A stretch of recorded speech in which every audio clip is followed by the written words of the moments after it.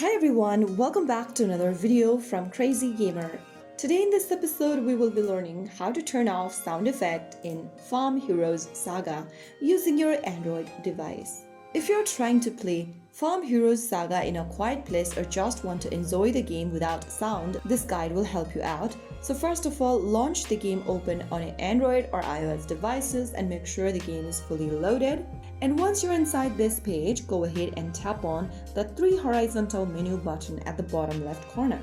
You'll see a sound icon and a music note icon in the sub-menu.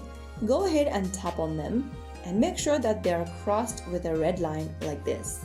Once you've done that, the background music and sound effect will be turned off. And that's it. You've successfully turned off sound in Farm Heroes Saga. Now you can focus on the game without any kind of distractions. So that's how it's super easily done. If you found the video helpful, don't forget to like, share, and subscribe to the channel.